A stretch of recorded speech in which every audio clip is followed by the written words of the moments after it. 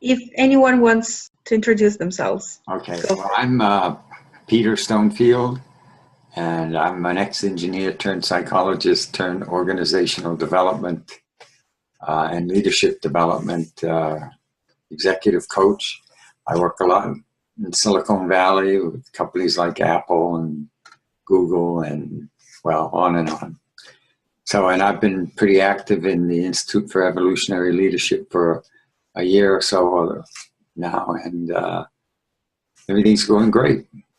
All right, so Lars, calling from Sweden, entrepreneur, disruptive clean tech activist, passionate for the climate, wants to fix the climate with Nordic solutions, financing and leadership.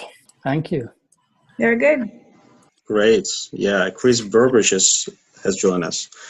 So we're doing a quick round of check-ins, Chris. So just to see some folks here. So we just heard from Peter and Lars. And we'll probably ask them to say something again at the end of the cycle, so that people who are joining will be able to listen to hear them as well. But in the meantime, we're just briefly checking in, saying who we are, what we do, and where we're calling from. I'm Chris Burbridge. I work on evolutionary design and communications for transformational leaders, and I'm calling from Berkeley, California. So Vanessa, Kira, do you want to check in? Yes, hello. My name is Vanessa Lemos Campos. I have two last names because I'm originally from Colombia, where I'm calling from. I'm in Cali, Colombia. I'm visiting. Actually, I'm based in Gothenburg, Sweden. I pursued one of my bachelors in the States. I'm Bachelor of Science in General Natural Sciences. And then I did a master's in prevention science and psychology. And I have studied as well public health. And I'm a designer of nature. So I'm into navigating to what is brand architecture. But actually my passion and my heart is really close to developing programs that are for preventions into the family, for early childhood development, and innovation and innovative solutions in order to the prevention as soon as possible, but as well as early as possible from maternity. I was working in a family center, and it will be like from pregnancy week 27 until the kid is 1 year old. So attachment style and neuroplasticity. Neuroplasticity is something that can be into the matters of attachment style. So different approaches. So I'm multidisciplinary, both in natural sciences and psychology, and how to put it together with a platform of interaction design and gamification and game design. So innovation. Yeah. Great. Thank you. I'm really pleased to be here. Yeah, thank you, Vanessa. Great. Yeah. And we see Bree and Elizabeth Carney joining us, so we're doing a quick round of check-ins. Yeah. And we're just saying, who we are, what we do, and where we're calling from so far. And we are yet to hear from you both and from Kira, and then we'll ask some people who have already checked in to do it again, so that you all and people who will join us in the future will be able to hear them as well. So we'll probably do it for the first 3-4 presenters, or 3-4 people who check in. Okay. So popcorn style, who wants to check in? Bree, Elizabeth, Kira. Who you are, what you do, and where you're calling from. Okay. Hi. Hi, I'm Bree Doan. I'm calling from Alameda, which is near Oakland, California in the US. And I do a combination of international education and public administration. Any other questions? That's great. That's it. Okay. So far, cool. Awesome. Hi, this is Elizabeth Carney. I'm on the road this month. So I'm currently located around New York City, but I'm usually in Northern California and San Francisco. I'm a serial entrepreneur, and I'm really involved with changing the food system and how it affects our health. Terrific. Thank you, Elizabeth. So what about Kira? Hi, everyone. Yep. I am online from San Francisco, and apparently my voice isn't so great today. Sorry. I currently do accounting consulting, but have a great interest in learning what everyone else is doing and maybe finding a way to contribute eventually. Yeah, thank you, Kira. We hope that you will feel better soon. Yeah, Kira is also part of the Evolution Leadership community, and she's doing some amazing work with the community, helping us in so many ways. So thank you, Kira, and we see Travis and Margareta joining us right now, and we're doing a quick round of check-ins. So if you could just say your name, what you do, and where you're calling from.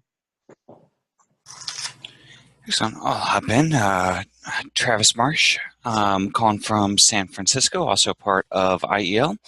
And what I do is looking at creating transformation at scale, or at least that's the newest project that's got my interest right now.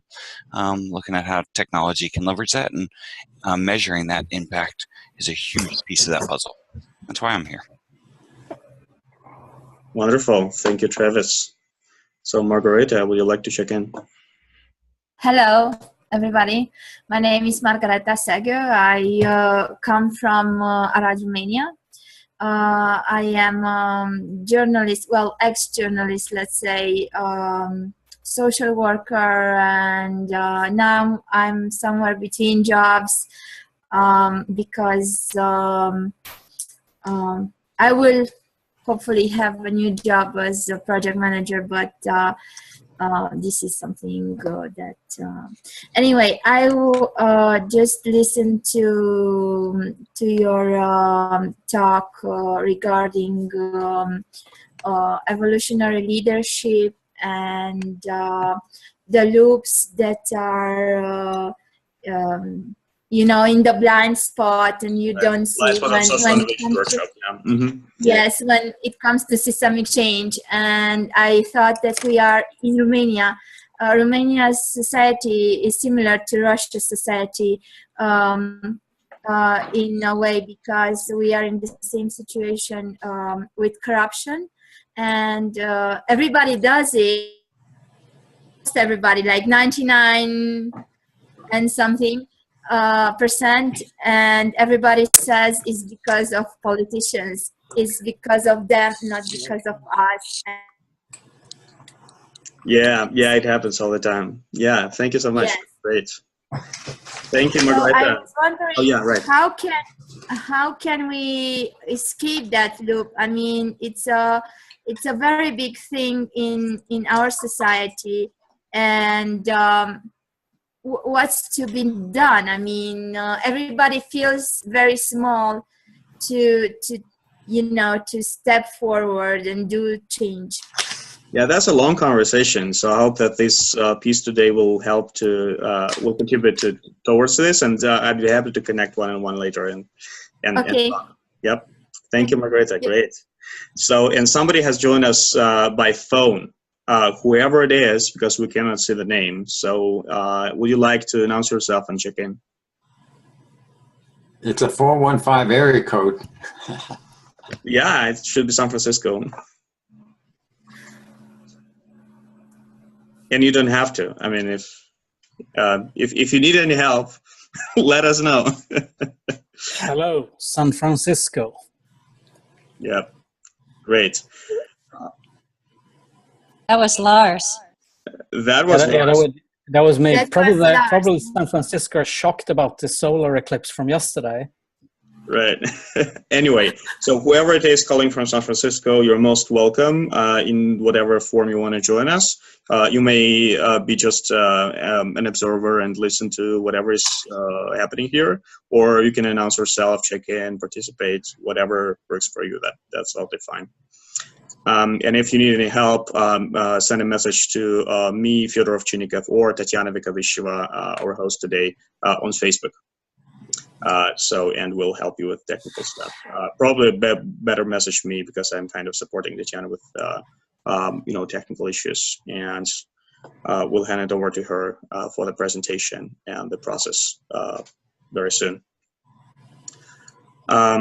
Okay, so that's about what we have so far, and as I mentioned, let's maybe give an opportunity to people who checked in very early to do it again, if you don't mind, so that people who join us later can also hear who you are and where you're calling from. So I would ask Peter, Vanessa, Lars, and Bree to check in this order. So Peter.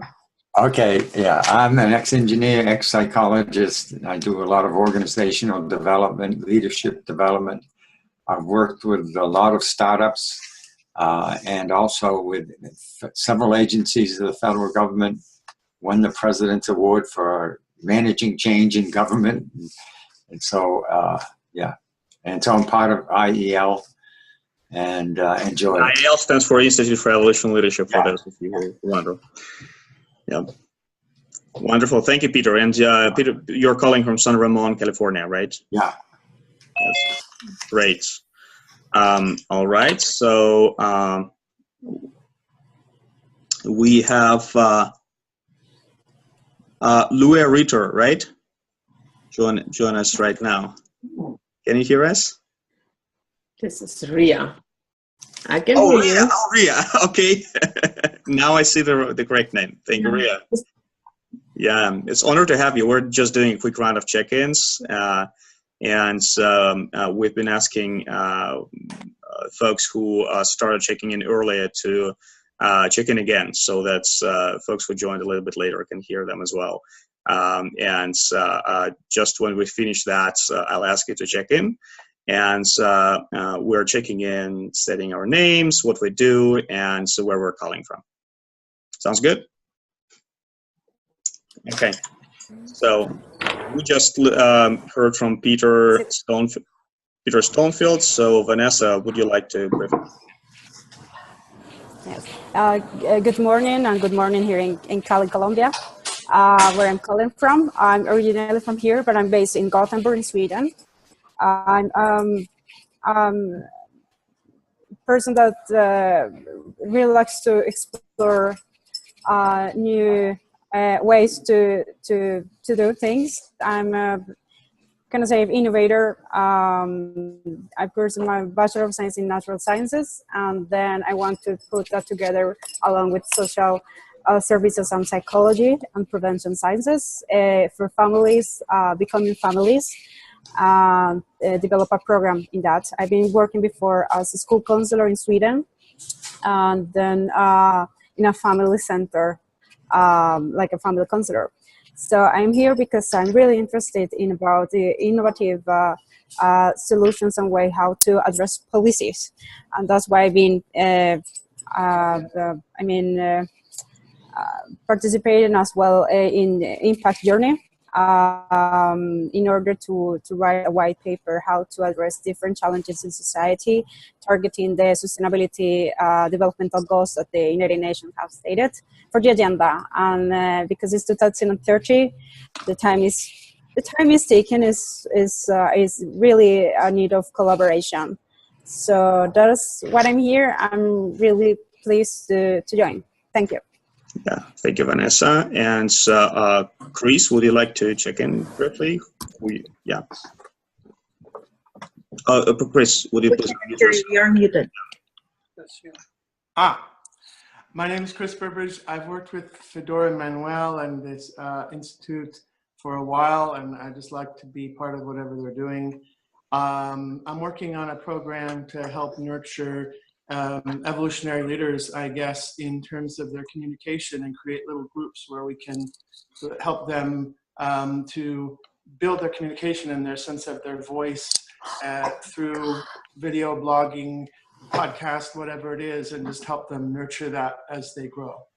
That's what I'm working on. Thank you, Chris. And Bree, would you like to check in again? Oh, okay.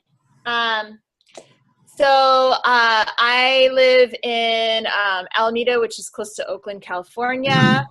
My background is in international education and public administration, and I'm also moving towards working in intercultural training and consulting. I'm very interested to hear people's ideas and projects and how we can better create social change. Wonderful, thank you, Bree. Yeah, and for those of you who's been with us today for a while and were able to hear 2 check-ins from one particular person, I invite you to notice the differences. So, how people check in when they just arrived, like when I feel a little bit like, oh, what's happening here? How do I present myself? And then the second time after several people checked in. So very beautiful to watch that from my perspective. So thank you so much. And now we have 2 people who haven't checked in yet. It's Ria and Leila. And Ria, would you like to check in? Okay. I'm Ria, and I born, raised, live in Belgium. The work I do, I come from a background of being a psychotherapist with a lot of embodiment practices, and I work mainly these days with the practices of art of hosting meaningful conversations and with a lot of complexity influences or understanding and embodiment of what does it mean to work in complexity. So I have been watching Fedor and the Institute, what you're doing over there, and so assessing impact is something that has lately been a focus, or at least not a focus yet, but like something like I should look into more. So that's why I'm here. Yeah, thank you, Ria. It's an honor to have you. So Leila, would you like to check in? So we're saying our name, what we do, and where we're calling from. Yeah, my name is Leila Miranda, and I'm in Brazil, in Niterói, next to Rio. I always worked with a mixture of technology and education. First 16 years in Senai, that is about industrial professional formation. And in 1990, we were there and the computers were coming to education. So we were trained to think a little about this, how informatics would affect society. And then in 96, I opened with 2 friends a place called Moleque de Ideias, that is kind of kid of ideas. And we are running this company since 1996, 21 years. And it's a mix of, it's a software development company. We have big clients in e-commerce platforms and also the professional certification platforms. We have softwares for civil building, construction, but we also work with kids from 4 years old to 12, 14, to help them to develop their own projects in the areas that we like to. So in the beginning we had 4 computers, so it was a lot about using computers and cameras, scanners and printers, but use it in a creative way already. And now, 21 years later, we have bees, we have worms, and a kitchen, and so many other stuff that they green roof, and they can plant, and they can. We have robots. We have a lot of different things. But the main thing is to build to create a portfolio, to create an experience for them. in these areas, but basically asking them what they want to learn, what they want to do. So it's always about them as leading, let's say, their education or their growing. That's me. Thank you, Leila. That's great. Very good. All right, awesome. So I think everybody had a chance to check in. So let me then spend just a couple of minutes to set the broader context and then hand it over to Tatiana, who will introduce herself and lead us through a presentation and kind of a modified World Cafe. My name is Fyodor Ovchinnikov, and I'm co-founder of Institute for Evolutionary Leadership. And these events that we're hosting has two affiliations. First, it's an event sponsored by our Evolutionary Leadership community. And so basically we planned this event like 3 months in advance or so.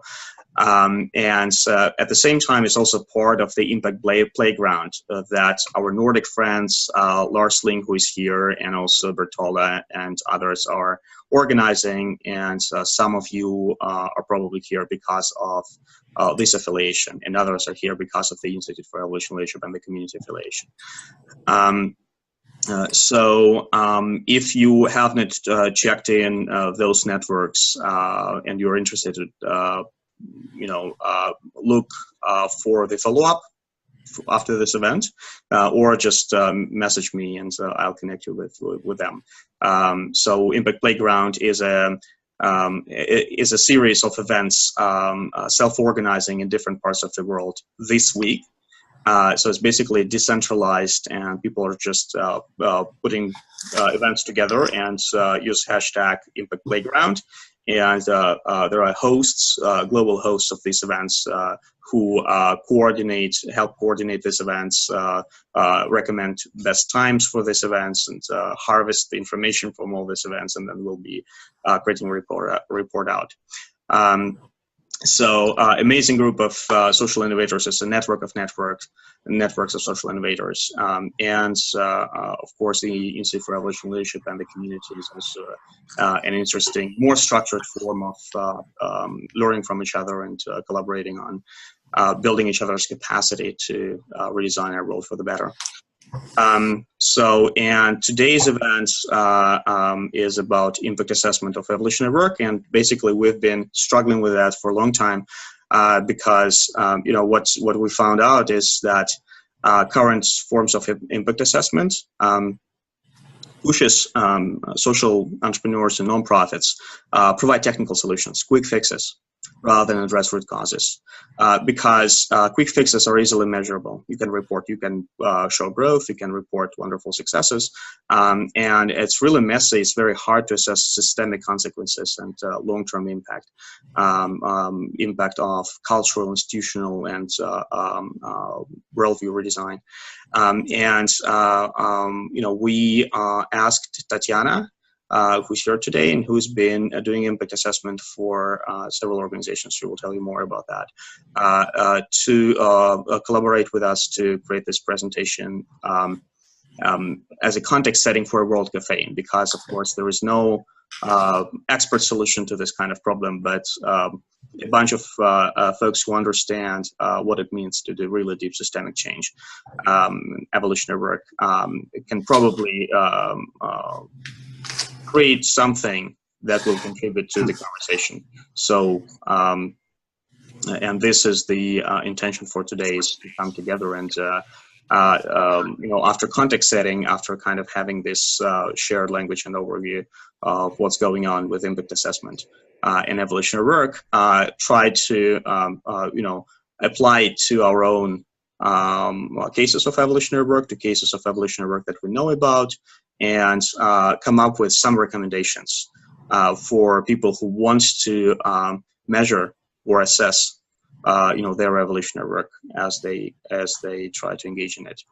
And hopefully, and just letting you know that larger context, now several groups, at least here in the Bay Area, that include impact investors, are talking about reevaluating how how resources are distributed to organizations, what we measure, how do we fund questions rather than solutions, right? So how do we fund long-term systemic impact rather than quick fixes, and things like that. With all of that, this conversation could really provide a significant contribution to the shift, because what we're going to do, we're going to record everything today and transcribe and put together in a collective narrative and share with everybody. Everybody will have an opportunity to comment, and then we will share it broadly. And I will be personally sharing that with some of these groups that I know about, and in some of them I participate and co-host things, so that I will be sharing it as input regarding how we could help this transition to happen, and stimulate, give incentives to people to really do serious long-term systemic evolutionary work rather than just technical solutions. So it's that, and before I hand it over to Tatiana, we have a bunch of new people joining us, right? So we have Christiana Gardiotiki from Greece. So Christiana, can you just briefly say who you are, what you do, and where you're calling from? Probably Greece, right? Yes. Hello, I don't have a voice, so that's I'm running a sickness. I'm Christiana. I am at Mount Parnonas. I have created the Meraki people, which means that we would like to create wellness enterprises that will regenerate an entire dying community. That's what we are trying to do. And we are inviting the locals, we are inviting the world to come and make a new production model, not only for us, but for the world. I am sorry, it's very hard for me to speak today. Yeah, thank you, Christiana. Yeah, you're not the only person with this problem today on this call, and we hope that you both will feel better soon. Thank you, Christiana. And Rawat, would you like to briefly say who you are, what do you do, and where you're calling from? Yeah, hi, everyone. I didn't really exactly get the time difference, so I didn't know when to join exactly. I'm joining you from Dubai. I'm from Lebanon originally. I'm glad to be part of the Art of Hosting Facebook group because I got exposed to a lot of these open space processes while volunteering with an NGO overseas. And I've been trying to bring myself back into a practice and see what I can build on from myself and see how we can find people here in Dubai to experience this with for more meaningful conversations, for how to become our own makers of change in our society and in our profession. And thank you for letting me join this forum. Yeah, thank you, Rawat. That's great. And well, I would love to connect with you one-on-one later because I have some folks in your area who with whom you might be interested, checking in and collaborating. Yeah. Art of Hosting that Rawat mentioned is a practice of a set of practices, and it's a community of practice that's helps people learn participatory processes and also ways to work with complexity. And that's how I know Ria, through that community. And Ria, thank you very much for pushing me to share this event with Art of Hosting folks. So we have Rawat here. That's great. So thank you so much. So I think everybody had a chance to check in, except the mysterious caller from San Francisco. And again, it's totally open whenever you want to show up, if you want to show up. And it's totally fine to be silent throughout the calls and just listen in. With that, now it's exactly 9 o'clock, and it's perfect timing to hand it over to Tatiana who will introduce again the purpose of today and do a quick, not a quick, a kind of a context setting with a presentation for probably for like half an hour, and then we're going into participatory process.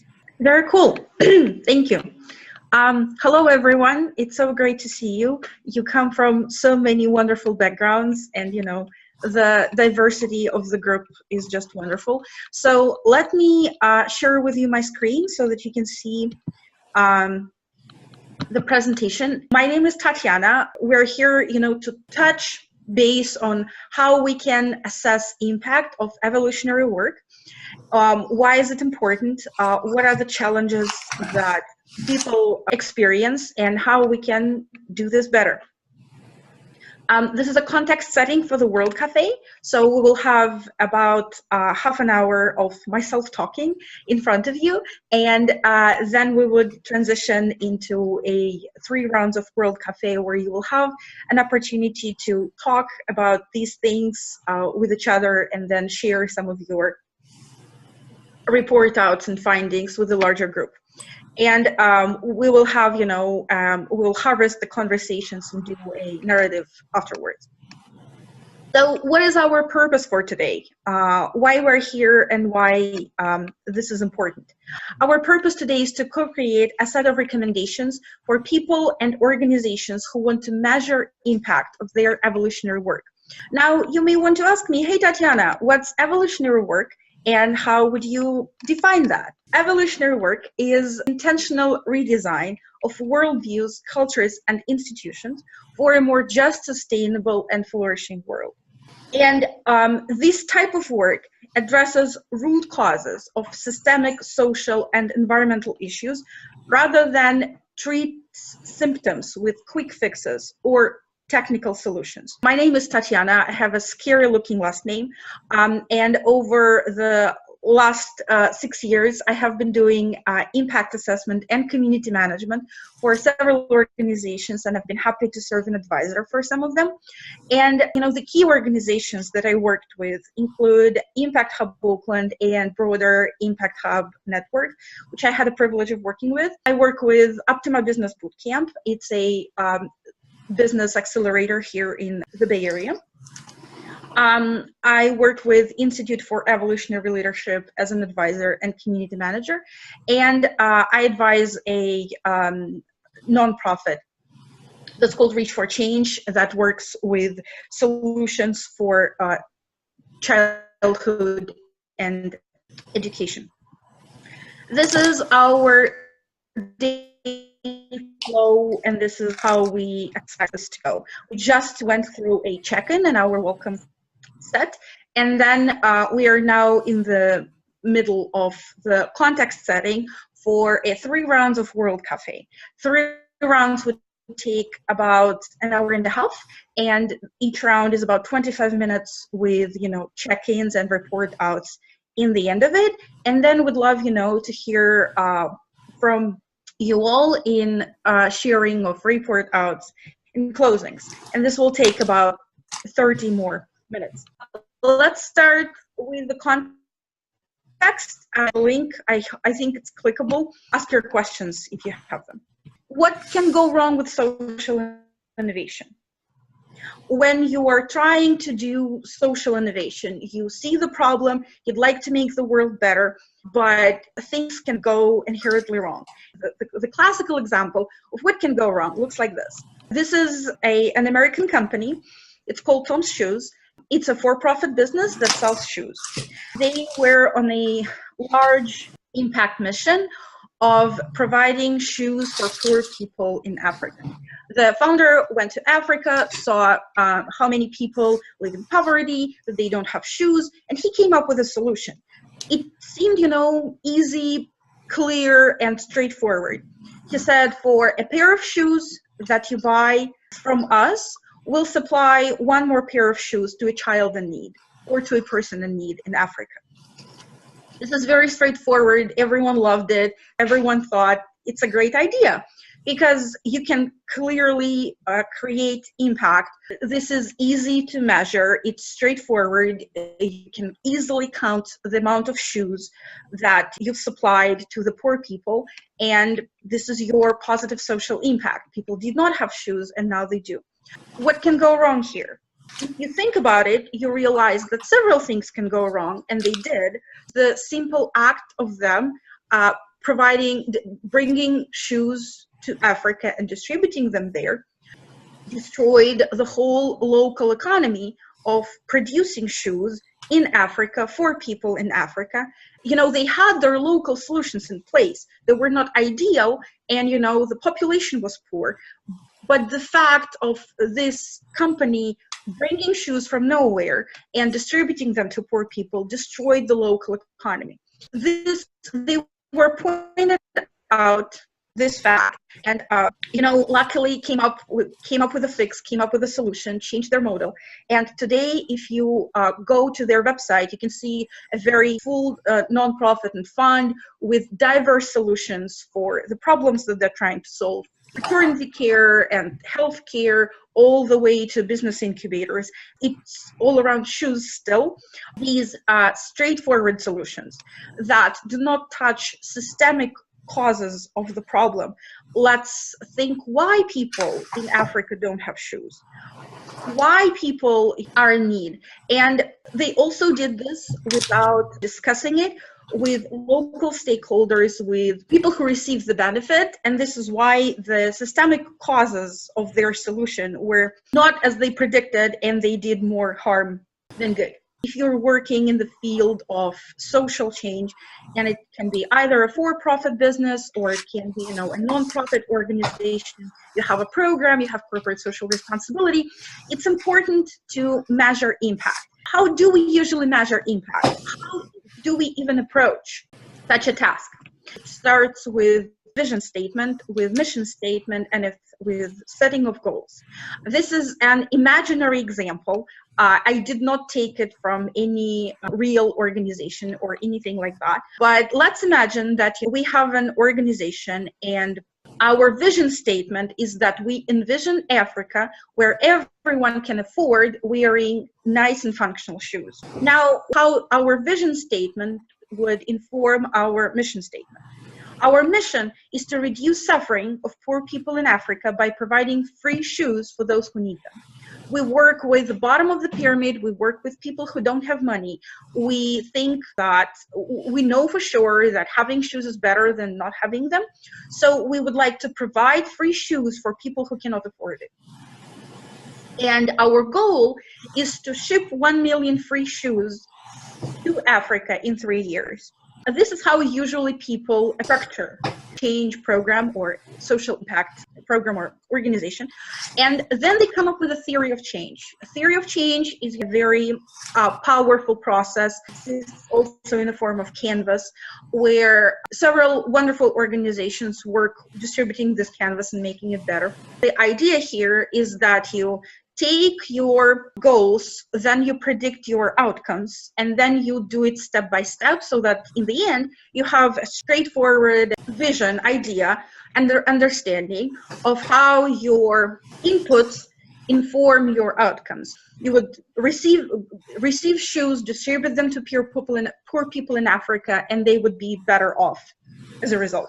Now, once you've done all this, once you came up with your vision, you cleared it out, you created your mission statement on the base of it, you structured it having goals, and then you created your theory of change. Then you can, have a clear set of metrics. Now, you would need to measure how you are doing. This can come in form of absolute numbers, how many pair of shoes we ship or distribute to the people of Africa. Our goal is to do 1 million. Let's see how we do. We can track, how many shoes we gave away to people in Africa. You can come up with comparative numbers. So you can say what percentage of the population does not have shoes. You can track this in dynamic. You can see how the indicators change since last year or since 2 years ago. And you can see, how it changes over time.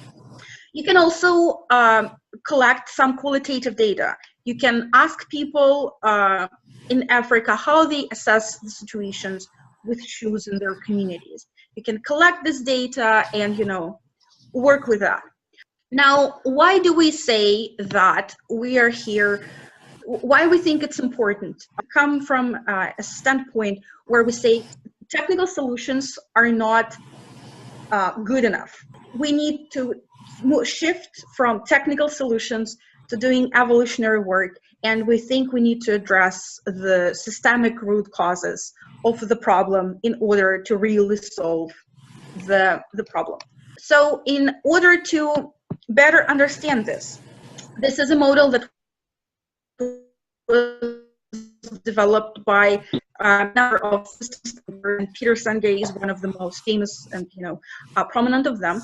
And Manuel Manga, who is the co-founder of Institute for Evolutionary Leadership, has added 2 levels at the bottom, if you count from the bottom, so two of those, in addition to the 4 that were here before.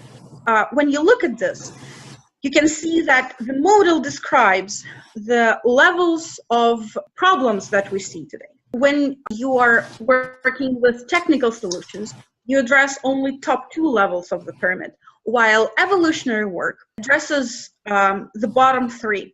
We don't address the level of human natures because we think that we cannot change human nature. We can take this into, and we should take this into consideration and pay attention to that, but it's not, we cannot really change it. Let me give you an example of, technical solution to a problem.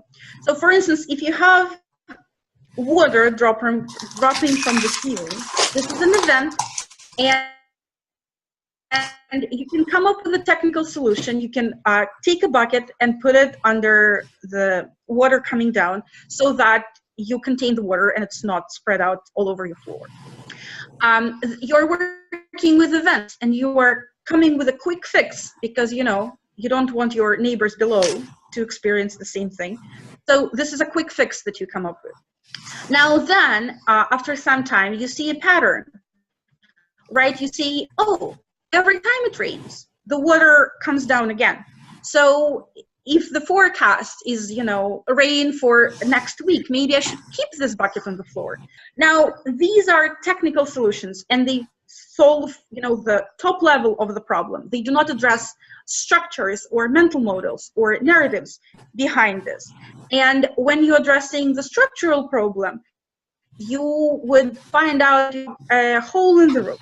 And in order to address that, you should fix the hole so that, no matter how much rain is there, you do not have water coming down. Then you may want to realize that in your mental model, you do not have the model for holes in the roof and the fact that you need to, regularly fix it or maintain the roof in order to prevent this problem. And then maybe you should reconsider how you think about your budget or roof maintenance. Maybe you should save money, fix your roof every 10 years before those new holes exist on that. And then, there is a whole underlining narrative layer. Maybe your neighbors or family members prevent you from, saving for the roof maintenance. And then you probably need, to work with a narrative that prevents the solution in the first place. As you can imagine, when we are going deeper, when we're going to those lower layers in our model, it becomes even more complicated. There are even more challenges when we're trying to assess the impact of evolutionary work. We can see that goals are too subjective to quantify. We can come up with, a solution and describe it in a way that is too subjective and very difficult to be measured or quantified. If we say that our organization works to provide better quality of life, we don't really define what is a better quality of life. So it needs to be quantifiable in order for us to measure it and see how, the dynamic changes over time. We can realize that, or encounter that the results that we're looking for is too far in time to be effectively measured.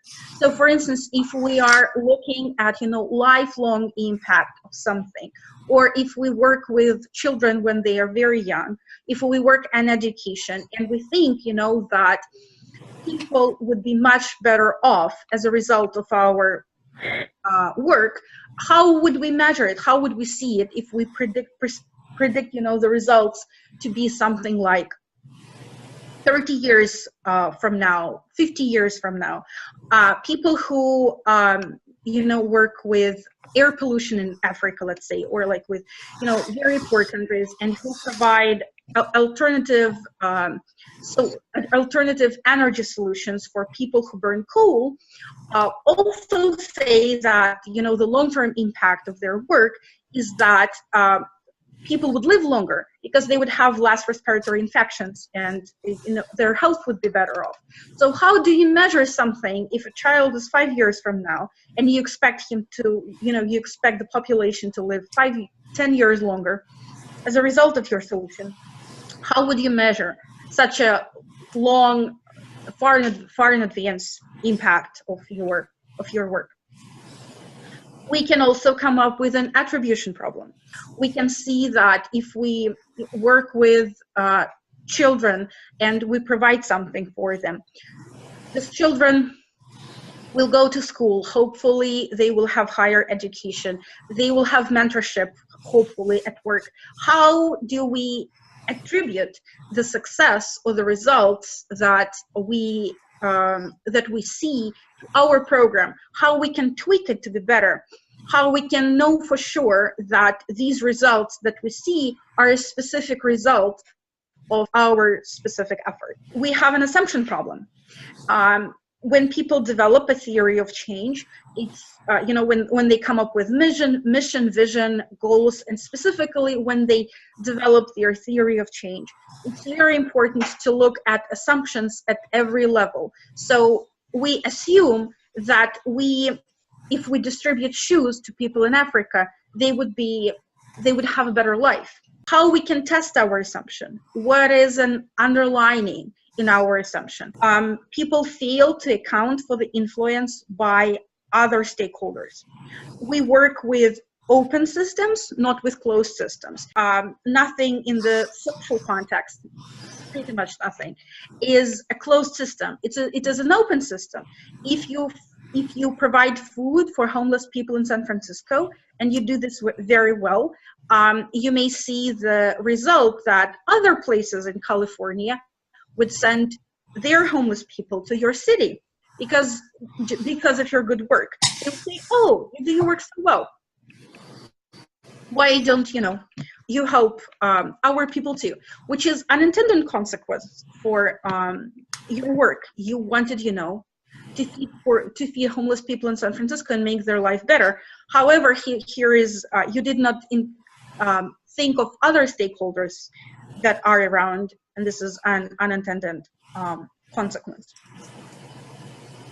When you work with changes in a worldview, when you're trying to change mental models of people, when you're trying to change their worldview, however, how do you know that they have changed indeed, that people are not just, reporting that, yes, they understand the importance of the problem, or they intend, to change their behavior?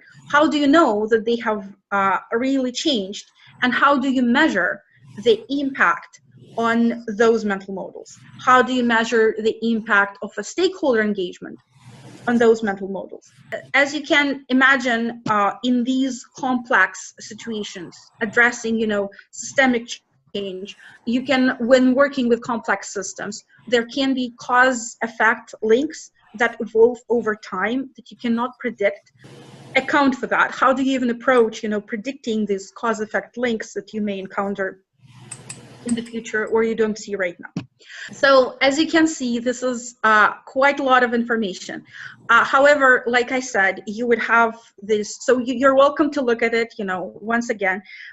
You have the PDF. If you don't have it, let us know. We'll send you one. So basically, this is the context setting for the World Cafe. We will be recording the report outs that we will have after round 3, and then we will use them to create a collective narrative of what we've been talking about. Okay, so Christiana is already here. And we have 20 seconds before everybody else will join us. All right. Do we have everyone? Seems like it. I hope you enjoyed the process. Now it's time to hear the report outs from you guys. Our question for the round 3 was, once again, in the form of a consistent story, what could we recommend to those who want to measure impact of their evolutionary work? So let's hear from you guys. I would try to make a complete story here for what we feeling and general feeling for what we are doing. But first off, what we measure changes. So we should be really careful what we measure, like in any scientific experiment and also in society. And that's why we have the system today, because we measure the wrong things. We measure money. And so that's why it has changed to a system that we don't want. So if we want to change it to another system, we have to be very careful what we actually measure and constantly iterate and take feedback to why we should measure just this. And also the sense of, should we measure things in numbers, or should we measure things in stories and feelings? And I came to a revelation both from my experience yesterday and that really come through to me now, that if we want to measure impact in society, we should really have the role of someone who is a sense maker, actually measure and get the feeling what's going on in a system, in a society, in an organization, something like that. And I heard a lot of village elders speak yesterday before the solar eclipse, and I think the role of a village elder are lost upon our society in a Western context. Through a company, we have, of course, you have leaders and bosses, but there's no one actually going around get the feeling for how our vision are going, a mission statement, or what the company actually doing. So we should have a new role of a sense maker or a village elder in society and every organization and company that goes around, collects stories, do journaling, try to measure, write down numbers, record everything, talk to people, get the sense and feeling, empathic listening, deep listening, mapping things, mapping values. So this probably maybe a new role we should have. Christiana brought up a point of, and Layla too, in terms of meaning, right? What we're really trying to capture when we say impact is the meaning.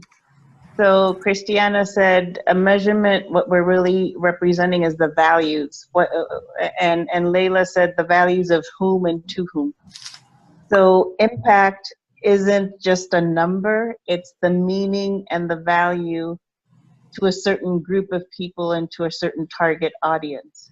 One of the stories that I have the opportunity to share with Peter and the different 3 groups, so we have different kinds of questions addressing identity and how to make impact and change. A consistent story is what has been done. For example, what Peter can share about the work labor in the United States and what could be recommended for those that want to measure impact. What that could be recommended is if we do a story line, what is the tipping point and what was being done, what we meant to do, and then what happened. Something that I said about is about the failure analogy, that if the organizations will share this as an example, what we did wrong or what we did try to do best at with the best knowledge we could at that certain point of time. And then if from the organization's part are doing this like without proud, okay, and then put it into more openness, into open source for the community, for the country, it will be easier to see how people are willing to change. And they really need, for example, consultants or people that are having this mindset that the organizations in a larger scale want to change. If we have the theory of learning by doing mistakes or succeeding in what you're doing. So it's better to, if larger organizations could be open to say, not just in reports, because there are lots of reports that are written and maybe not reaching the common public, just the people that want to search about policy changing or are into this media. But if it's something that is open and talk about not just media, but the people that are working in a larger organizations and say, we did this and we acknowledge that we could do better if we take this approach of evidence-based research that is putting together academia and best practices and then put it together, and with a sense of openness and transparency and communicating of those failures that we have done in the past. If we have this story about people, we have these amazing stories that we can hear about TED conferences and the way they did in order to achieve their goals. If we can see that from policymakers, so we can see that from larger organizations, it will be really a story that acknowledge that we are this paradigms shift, that we are trying to do the best of our provided knowledge.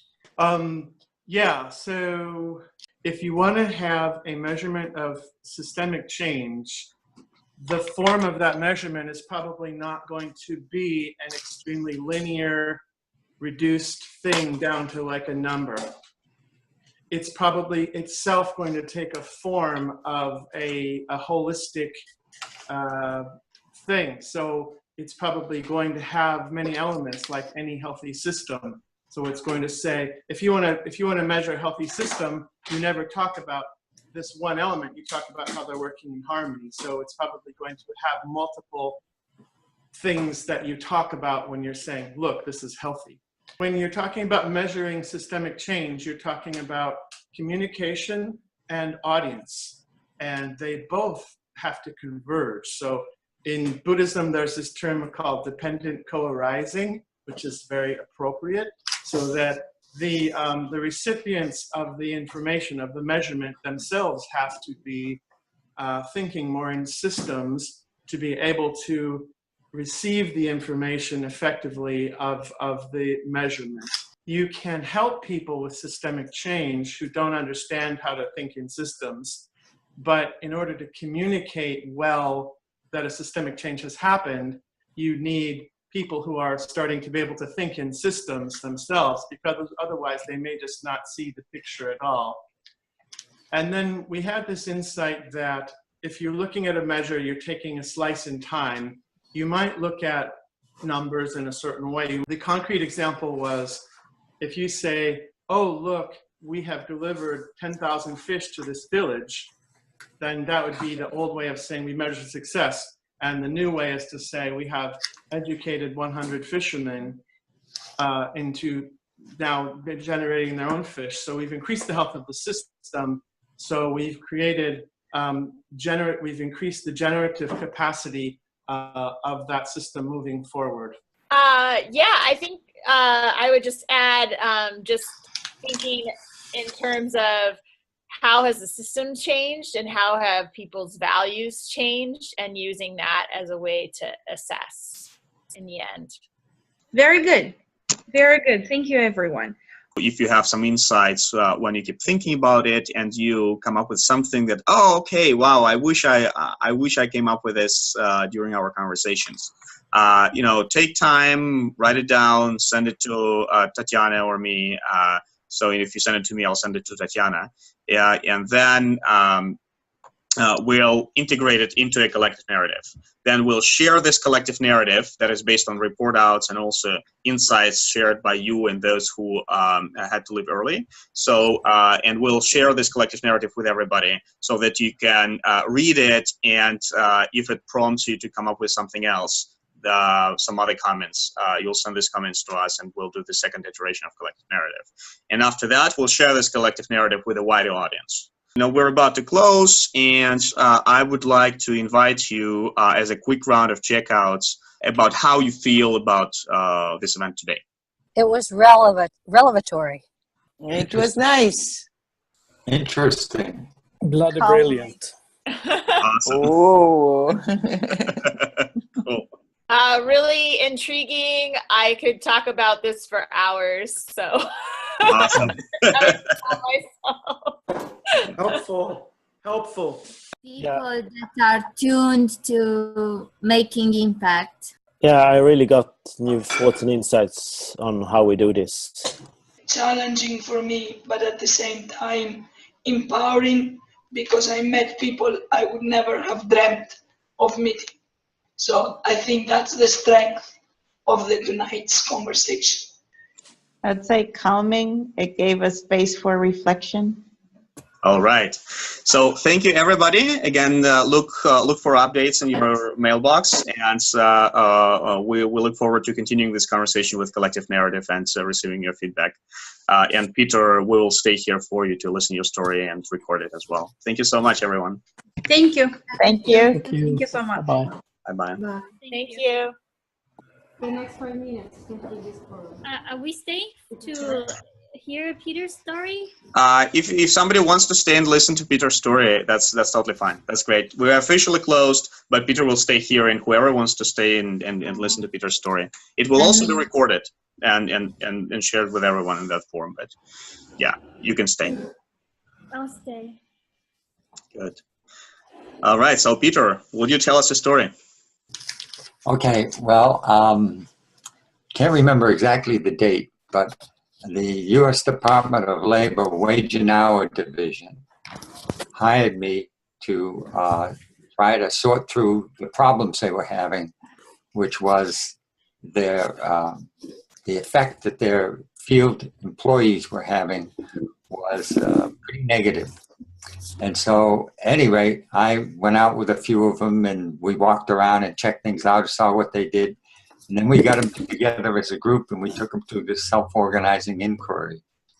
And the result of that is that about 10 of the 80 or so in this group, and then it was replicated in other groups, but they got images of themselves as being educators rather than policemen, because prior to this, their role was to go out and get, even if they had to get warrants, to look at data that the companies were doing to make a case for them, to take them to court or whatever, to comply with the wage and hour, you know, in terms of compensation, number of hours worked, all of that kind of stuff.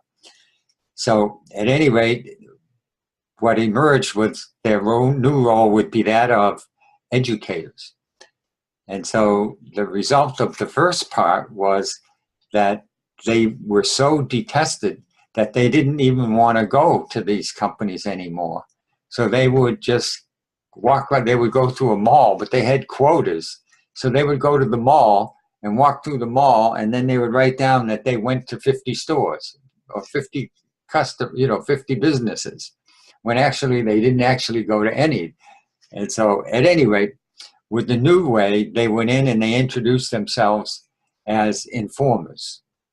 That I'm here to describe for you what the policies are.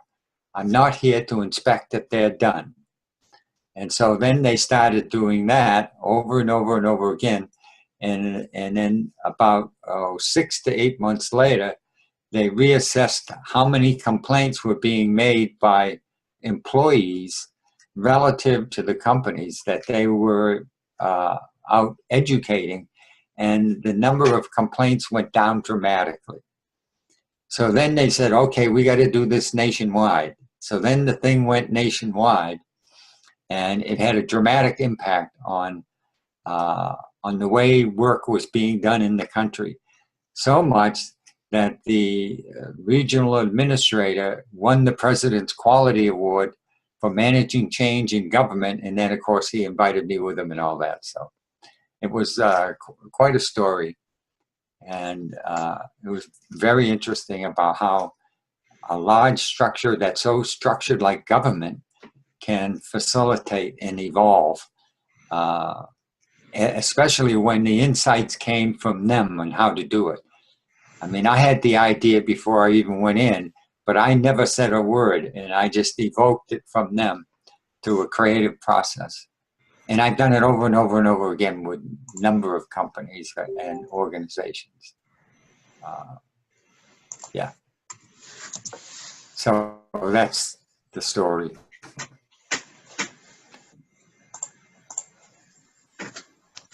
Can you come and change my government? That would be well, great.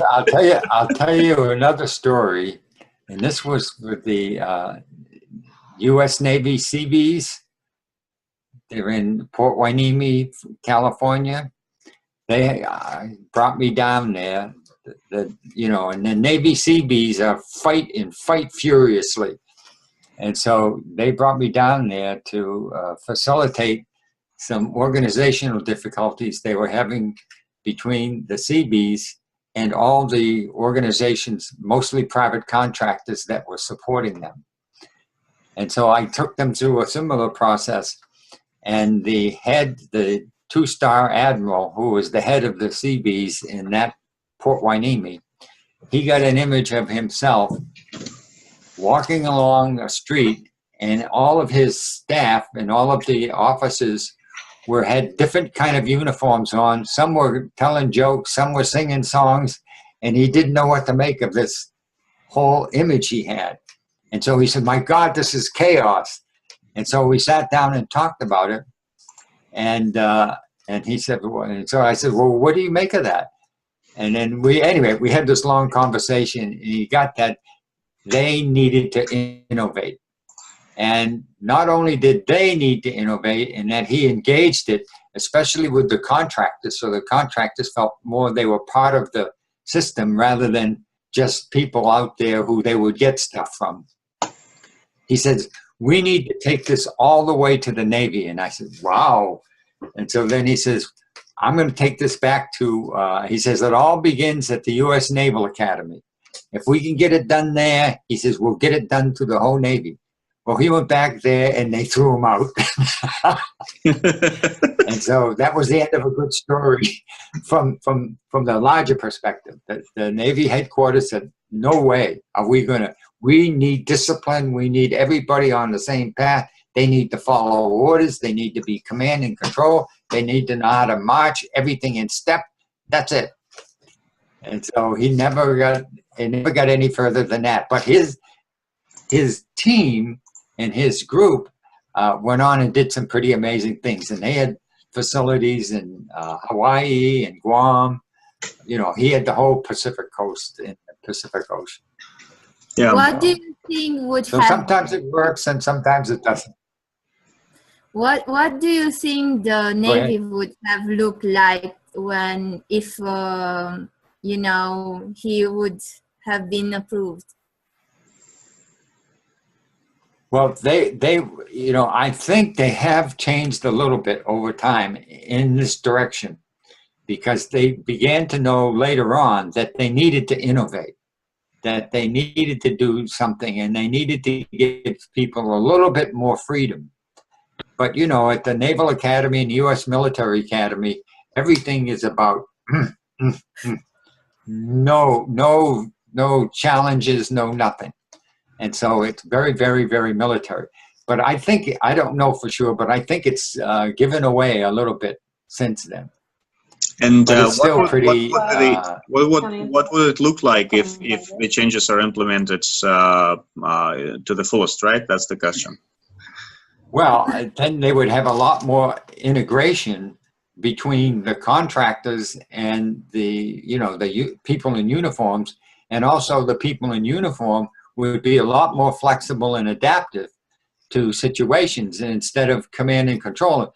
So if I'm if I'm a corporal or whatever, and I see something, I might be willing to take some risks and try and do something different rather than going to the officer or the sergeant or whoever and say, "I saw this, sir, what do I do?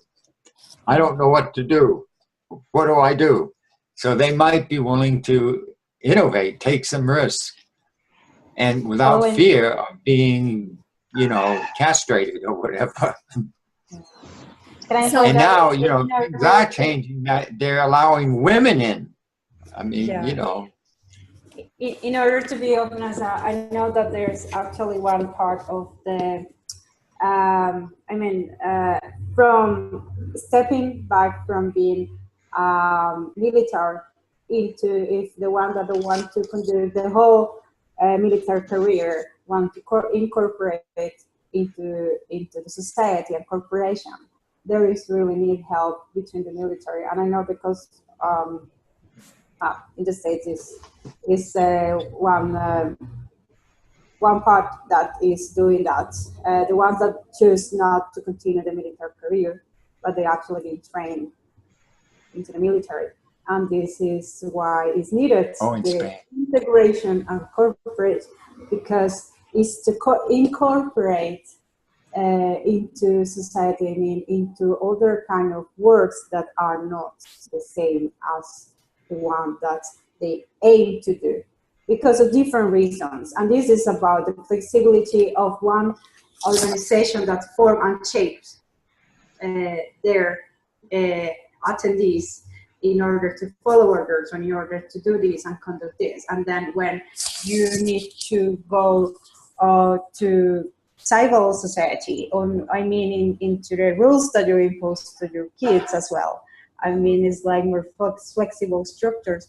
There is needed the core values, what is meant to be so rigorous, and into, I mean, there's yes, one is the professional and one is the personal life, but I mean, into professional, if there are certain instructions or certain rules, there are others, and there is a need from the Navy or the military, I mean, the military in the United States or in whichever part of the world. But I have the example of the military when it's the need of having their militaries that are not going to pursue the military career into civil society. And there is need of cooperation, and is needed of flexibility. Yeah. Well, if you think about what's going on in the world, not just in the world where the military is involved, but the whole world, it's all about change. And it's all about convergence. Everything is convergent, converging, whether it's cultures, mindsets, whatever. And so the military can't survive if they don't adapt to this changing world. So look at the roles they're playing now, the military, even the soldiers, boots on the ground. They're over in Afghanistan and these other places, and they're not just shooting people, they're being trainers, they're being collaborators, they're trying to work with the politics of the local region and all of that. I don't know how well they're doing, but I do know that their roles are changing, and I don't know how well they're adapting. But, you know, it's a very new world now, and so it's either adapt or die. And so I just don't know. But, you know, I see that the demand for change is there, and the demand for agility and to be adaptive and quickly to different situations. So we'll Peter, see. to piggyback on that thought, one of the things that Christiana changed from the bottom up, but you exist in hierarchical cultures. So like Greece, Kenya, there's the mindset that nothing gets done until the person at the top either says yes, gives a blessing, or what do you say? You either have a permission giver or a messiah. And we were trying to think about like looking at tipping.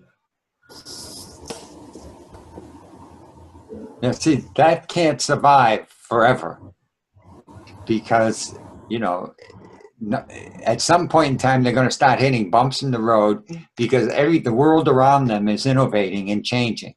And so it's just a matter of time before they have to adapt.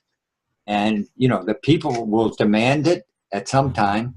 They will demand it because it's an expression of freedom and an expression of them in a world that's constantly changing, and they need to adapt to that world as well.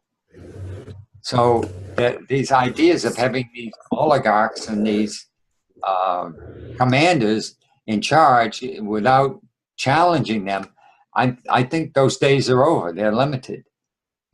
because I don't think they can survive in the long run. I mean, they can survive for a while, but at some point in time, it's just going to blow up in some way. You mean from inside out? I mean, because From inside out, or outside in, but mostly inside out. Because maybe they don't have the sense of other societies, the change in other societies, you know, and so it takes much more time from inside out to change, and like centuries or something. And this is very, very slow. And the people in that group may be looking outside and seeing a different world, and a world that they want to bring home. And so, you know, you have that as well, that the people look around now. I mean, it's a connected world. I mean, there's the internet and all this stuff. And so all of what's happening is available to everyone almost anywhere. And so it's just a matter of time that, you know, something gets self-organizes that's going to, you know, try to impact some change. Now, is it going to work all the way? Sometimes not, but okay, but things are going to get shaken up pretty. The same thing is these are memes, you know. The same thing is available for, you know, for the other side of the coin. I mean, for bad societies and bad models and authoritarian societies. So I mean, they can, you know, change good. I mean, not good society, but let's say something that's, you know, mostly good, let's say it like this, would change into something really, really bad. So it's, you know, the other part of the coin is available too in this connected world, and it's moving faster, like terrorism and things. Right. Another way of looking at it is, you know, oftentimes. Yes, please. Oftentimes, what happens is, we have to, you know, if you look at fashion, if you look at all of these things, the process is going back to the future. So what we see in a lot of countries and cultures is they go back to the way things were, which might have been bad, whatever. But then all that does is awaken something to take this step forward. So oftentimes we see back to the future. And so what we're seeing in a lot of countries, I believe, is situations like that, where they're going back to their more primitive times, but it's only a short-term adventure. And then something will evolve, something will catalyze. Now, maybe I'm being too optimistic, but okay, things in general are getting better. Define short. It's yeah. 1 week, 1 year, 10, you know, 10 years. I don't know, a century, millennium, what? What is short? Yep, it all depends. And in this moment, you know, like, it's like everybody who doesn't have a really meaningful connection with their family, friends, society, I don't know, community or something, can become a terrorist. Who can be a terrorist? Only those immigrants? Come on. Any white person? Any Chinese? I don't know, you name it, anybody.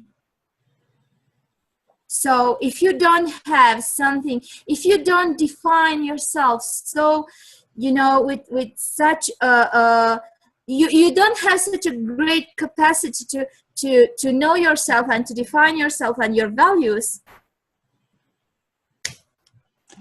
Well, see, we're driven in part by two primary motivations. One is to fit in. I mean, think about kids going to school. As grammar school, the first thing they want to do is fit in. And then a few years later, all of a sudden, they want their independence. And so Yes. how do you balance those two demands? And those two demands are on us throughout our life, fitting in and affecting change or being independent. And But so fitting when you in talk where? about that, it's sort of like, okay, so if I'm a terrorist, I don't fit in here anymore. I fit in with people who are going to kill. And Yes. so then I fit in there for whatever reason. And then they're gone. And so, and it could be some belief they have or some threat, or it could be some psychological wound, whatever from childhood. It could be any number of things, but it's sort of like if they don't feel they fit into the regular culture and they find something wrong with it, then they may see a terrorist organization or something like that as something they can fit in to express their rage or whatever it is. Or they've been brainwashed. Or both. Yes, but how can you prevent brainwashing? How can you prevent it? Yes. It's pretty hard. You know, if you're in a culture that brainwashes people, and you can think about, well, I don't want to go down that road, but it's, you know, people get brainwashed. They get brainwashed when they're vulnerable, typically. You know, that something's not working and they feel vulnerable, and then all of a sudden they can feel or find a way to express that rage or whatever it is that's been, you know, cooking in their lower unconscious from who knows where and who knows why. And then all of a sudden they're on fire and they find people they can fit in with that want to kill. And then they're out to kill because that's the name of their game. And their kind of hero is not the kind of hero we might see over here. Their kind of hero is someone who will blow themselves up. To them, that's being a hero. And so, I mean, it doesn't make sense to us. Something a little different in what Margaret is asking, and she can correct me, is sort of, we all at some point in our lives feel disconnected, feel disenfranchised. It's hard not to go through life without feeling that at some point. But what makes a group decide that the solution to that is murder? Yeah, I mean, it's complicated. Yes, There's no easy answer because there's lots of possible explanations. But it could be that they just know somebody and they begin to engage them and become associated with, you know, a gang or whatever. And all of a sudden they become bonded with them. They fit in. And then the gang or whatever it is expects something of them. And then they in order to be a part of it, they have to do these things. And, you know, similarly with, you know, terrorists. I mean, you know, it's, and part of that is ideological. So it's like.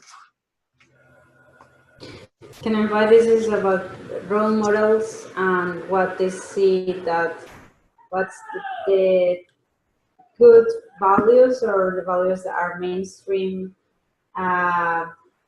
what have, we can see in different policies and different movements that people are mistrusting the systems, and that's why they rely to other kind of solutions. I mean, voting, and I mean different parties. But what, because of they don't want to continue, things have been like promises and promises, nothing has been done. But then is the other side of what the role models that are supporting the teenagers or supporting people that have tried to adjust to a system, or they want to do something that is war to fight for. It's difficult for the most of us to understand the values of the people that have decide that kind of perspective in the life affecting others' life, because your right of expression finish until the boundary of the other people's rights of life and speech starts. And what are the, I mean, the hubs of the bad values? I mean, who are the hostess of this kind of, instead of encouraging love and peace, and those values are encouraging other things that are punishing society or innocent people that have no anything to do with their I mean, the ideas. It's the good or the bad, and then who defines the good and the bad? It could be. It's a general idea. I mean, about the life as the precious of life, and then putting into context of religion, or is like more mindsets and having an excuse of other systems in order to act into their way they think is the best way or the best solution, with all respect of different kinds of mindsets and what is right and wrong. But then it's something that the value of life is one. That's but then we are this conversation is going into I don't know if we're gonna run up with other things. I don't know where is the other or Tatiana. Well, Vanessa, I think you stepped away for some time, but we officially concluded like half an hour ago. It's a follow-up conversation that people are just hanging around.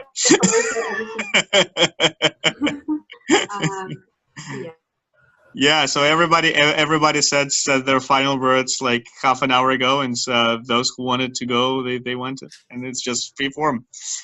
Yep. Okay. Thank you very much. Yeah, thank you, Peter. Thank you, everyone. Yeah, that's really. Thank you. Great meeting. Thank you. I have a hard time mute myself. Yeah. Thank you. See you next time. Yeah, bye-bye. Bye. Yep. Thank you. Bye-bye. Bye.